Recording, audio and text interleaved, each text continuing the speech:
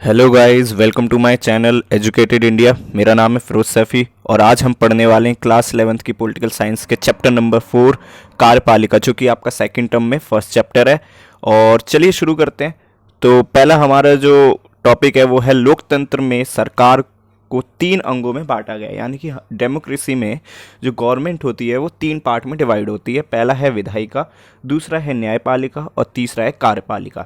अब इसमें से हमारा जो चैप्टर है वो पूरा का पूरा जो है वो कार्यपालिका के ऊपर है, लेकिन हमें ये भी समझना चाहिए कि कार्यपालिका होती क्या है। खैर वो तो हम इस चैप्टर में पढ़ेंगे, लेकिन हम ये भी देखेंगे न्यायपालिका और विधायिका क्या होती है। तो एक बार इसको समझ लेते हैं, फिर आगे हम कंटिन्यू करते हैं। तो देखिए, विधायिका वो होती है, विधायिका जो कानून बनाती है, यानी कि सरकार का वह अंग जो कानून बनाता है वह विधायिका कहलाता है। और सरकार का वह अंग जो न्याय करता है वो न्यायपालिका कहलाता है। और कार्यपालिका, कार्यपालिका सरकार का वह अंग होता है जो कानूनों को जनता में लागू करवाता है। यानी कि कार्यपालिका का प्रमुख कार्य क्या है? जनता में कानून को लागू करवाना। चलिए अब आगे बढ़ते हैं। तो हमारा टॉपिक है कार्यपालिका। तो सरकार के उस अंग से है जो कायदे और कानूनों को संगठन में रोजाना लागू करता है। ऑब्वियसली सरकार का वह अंग जो कानून को लागू करता है वो कार्यपालिका कहलाता है, जैसा कि मैंने आपको पहले बताया था। नेक्स्ट पॉइंट देखिए, सरकार का वह अंग जो नियमों कानूनों को लागू करता है और प्रशासन का काम करता है कार्यपालिका कहलाता है। कार्यपालिका विधायिका द्वारा स्वीकृत नीतियों और कानूनों को लागू करने के लिए जिम्मेदार है। यानी कि जितनी भी कार्यपालिका जो है, विधायिका जो भी कानून बनाता है उन सबको लागू करने के लिए जिम्मेवार कौन है? कार्यपालिका। अब आगे देखते हैं। नेक्स्ट पॉइंट हमारा, कार्यपालिका में केवल राष्ट्रपति, प्रधानमंत्री या मंत्री ही नहीं होते, बल्कि इसके अंदर पूरा प्रशासनिक ढांचा यानी सिविल सेवा के सदस्य भी आते हैं। यानी कि कार्यपालिका में सिर्फ मंत्रिमंडल ही नहीं होता है, बल्कि हमारे जितने भी एडमिनिस्ट्रेटिव ऑफिस होते हैं वो सारे के सारे इसके अंदर आते हैं। चलिए नेक्स्ट है हमारा राजनीतिक कार्यपालिका। यानी कि कार्यपालिका जो है वो दो टाइप की होती है। एक होती है राजनीतिक कार्यपालिका और एक होती है स्थायी कार्यपालिका। राजनीतिक कार्यपालिका को हम अस्थायी कार्यपालिका भी कहते हैं कि ये क्योंकि इसमें नेता वगैरह आते हैं और वो सिर्फ 5 साल के लिए रहते हैं, यानी कि टेम्पररी मेंबर्स होते हैं एक टाइप से। तो राजनीतिक कार्यपालिका में सरकार के प्रधान और उनके मंत्रियों को शामिल किया जाता है। यानी कि राजनीतिक कार्यपालिका में कौन आते हैं? सरकार का प्रधान यानी कि प्रधानमंत्री, राष्ट्रपति, ये सब ठीक है इसके अंदर आते हैं, और उनके मंत्रिमंडल। ये सरकार की सभी नीतियों के लिए उत्तरदायी होते हैं। यानी कि सबके सब जो भी सरकार नीति बनाती है उस सबके लिए कौन जिम्मेदार होते हैं? ये मंत्रिमंडल। राजनीतिक अधिकारी निर्वाचित होते हैं, स्थायी नहीं, ठीक है। यानी कि ये जो अधिकारी होते हैं वो परमानेंट नहीं होते हैं और ये अपनी क्वालिफिकेशन के बेस पे नहीं आते हैं, कोई एग्ज़ाम वगैरह देके इनको नहीं चुना जाता है, बल्कि जनता इनको चुनती है वोट देकर। यानी निर्वाचित सदस्य होते हैं ये, ठीक है। नेक्स्ट है हमारा टॉपिक स्थायी कार्यपालिका। तो स्थायी कार्यपालिका में वो लोग आते हैं जो रोज रोज के प्रशासन के लिए उत्तरदायी होते हैं। इसमें शामिल किया जाता है सिविल सेवक को, जैसे IAS, IPS और इत्यादि, ठीक है। यानी कि इसमें हमारे जो परमानेंट मेंबर्स हैं जो एग्ज़ाम दे के अपनी क्वालिफिकेशन के बेस पर जिनको चुना जाता है, जैसे IAS, IPS, ये इसके अंदर आते हैं। चलिए नेक्स्ट टॉपिक है हमारा कार्यपालिका के कार्य। तो सरकार की नीतियों को लागू करना एवं विधायी निकायों द्वारा बनाए गए कानूनों को अमल में लाना कार्यपालिका का सबसे प्रथम कार्य है। यानी कि जो भी कानून बनता है उसको जनता में लागू करना, ये किसका कार्य है? कार्यपालिका का। चलिए नेक्स्ट, कार्यपालिका कानून निर्माण में सरकार की सहायता करता है। यानी कि कार्यपालिका क्या करती है? जो भी लॉ बनता है उसमें ये सरकार की मदद करती है। ये भी एक इसका प्रमुख कार्य है। नेक्स्ट पॉइंट है, कार्यपालिका राज्य के साथ संबंधों का संचालन करती है। यानी कि रिलेशनशिप्स के ऊपर, राज्य के साथ कैसे होंगे इसके ऊपर कार्यपालिका ही करती है कार्य। नेक्स्ट है, विभिन्न प्रकार के जो संधि और समझौते होते हैं उन सब का निष्पादन। यानी कि जो जितनी भी संधियाँ होती है, संधियाँ मीन्स ट्रीटी, एक देश से दूसरे देश से होती है अलग अलग मुद्दों को लेकर, उन सब का संचालन कौन करता है? कार्यपालिका करती है। चलिए नेक्स्ट जो टॉपिक है हमारा वो है कार्यपालिका के प्रकार।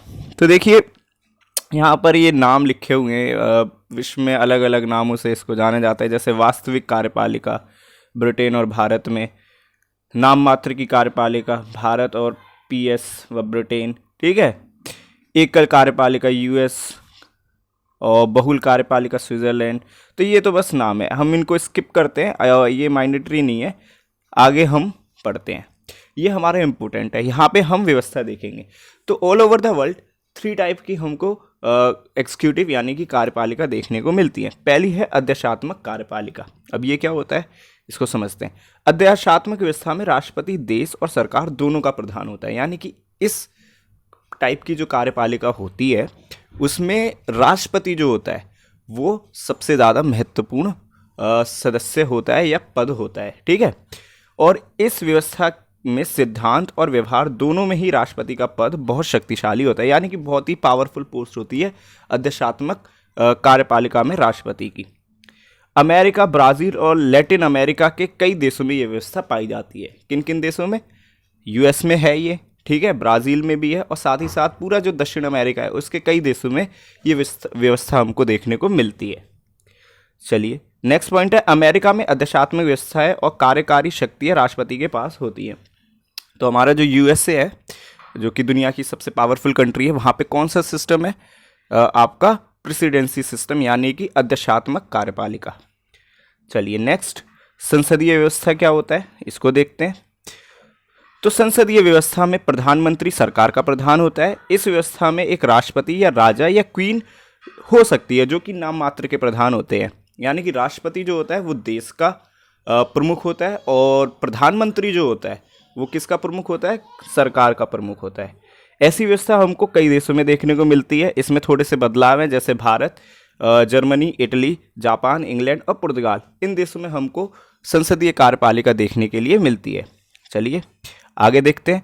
तो जर्मनी में एक संसदीय व्यवस्था है जिसमें राष्ट्रपति नाम मात्र का प्रधान है, और इसको प्रधानमंत्री ना कहकर चांसलर कहा जाता है, यानी कि यहाँ पर प्रधानमंत्री ना कहकर प्रधानमंत्री को चांसलर कहा जाता है। नेक्स्ट है, इटली में एक संसदीय व्यवस्था है जिसमें राष्ट्रपति देश का और प्रधानमंत्री सरकार का प्रधान है, यानी कि ये तो एकदम बेसिक है, तो इसमें तो कोई नई बात नहीं है, ये तो होता ही है। जापान में देखिए, जापान में संसदीय व्यवस्था है जहाँ राजा देश का और प्रधानमंत्री सरकार का प्रधान है। अब देखिए यहाँ पे राजा की पोस्ट है, यानी कि राष्ट्रपति की जगह यहाँ पर राजा की पोस्ट है, किंग होता है यहाँ पर जापान में, ठीक है, और बाकी प्रधानमंत्री तो है ही। नेक्स्ट, कनाडा में संसदीय लोकतंत्र और संवैधानिक राजतंत्र है जिसमें महारानी राज की प्रधान और प्रधानमंत्री सरकार का प्रधान होता है, यानी कि कनाडा में क्वीन होती है जो कि देश की प्रमुख होती है, और यहाँ पर प्रधानमंत्री होता है जो सरकार का प्रमुख होता है। ऐसी व्यवस्था ब्रिटेन में भी है। चलिए अब हम देखते हैं अर्ध-अध्यक्षात्मक व्यवस्था, यानी सेमी प्रेसिडेंटल सिस्टम।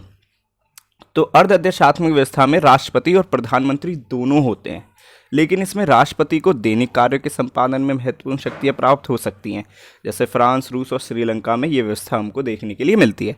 यानी कि अभी हमने जो 2 ऊपर के सिस्टम पढ़े उसमें एक में हम देख रहे थे राष्ट्रपति बहुत ज़्यादा पावरफुल है, और एक में हम देख रहे थे राष्ट्रपति बिल्कुल भी पावरफुल नहीं है। लेकिन इस वाली जो व्यवस्था में ये बीच का रास्ता है, यहाँ पर राष्ट्रपति को कुछ पावर्स हैं और साथ ही साथ प्रधानमंत्री को भी, और ऐसी व्यवस्था कहाँ है? फ्रांस, रूस और श्रीलंका में। चलिए नेक्स्ट पॉइंट देखते हैं। रूस में एक अर्धशात्मक व्यवस्था है जिसमें राष्ट्रपति देश का प्रधान और राष्ट्रपति द्वारा नियुक्त प्रधानमंत्री सरकार का प्रधान होता है, यानी कि रूस जो है, रूस में कैसा सिस्टम है? सेमी प्रेसिडेंटल सिस्टम है, जिसमें क्या होता है? प्रेसिडेंट होता है, और प्रेसिडेंट किसको अपॉइंट करता है? प्राइम मिनिस्टर को अपॉइंट करता है, यानी कि इलेक्ट नहीं किया जाता है, ये इसको अपॉइंट किया जाता है प्राइम मिनिस्टर को, किसके द्वारा? राष्ट्रपति के द्वारा, रूस में। वहीं फ्रांस में देखिए, फ्रांस में राष्ट्रपति और प्रधानमंत्री अर्ध-अध्यक्षात्मक व्यवस्था के हिस्से होते हैं। राष्ट्रपति प्रधानमंत्री और अन्य मंत्रियों की नियुक्ति करता है, यानी कि उनको अपॉइंट करता है, और उन्हें पद से हटा नहीं सकता क्योंकि वे संसद के प्रति उत्तरदायी होते हैं। यानी कि फ्रांस में क्या है? फ्रांस में राष्ट्रपति अपॉइंट तो कर सकता है लेकिन उनको हटा नहीं सकता। क्यों?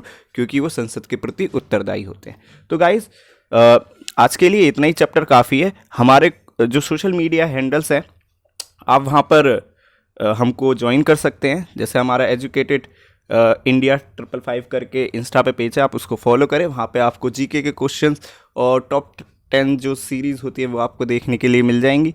साथ ही साथ आपको टेलीग्राम पर इस चैप्टर के नोट्स वगैरह मिल जाएंगे, तो आप वहाँ पर ज्वाइन करें, आपको ये नोट्स वगैरह प्रोवाइड कर दिए जाएंगे। मैंने ऑलरेडी वहाँ पर डाल दिए हैं, तो आप वहाँ से इस चैप्टर के नोट्स ले सकते हैं।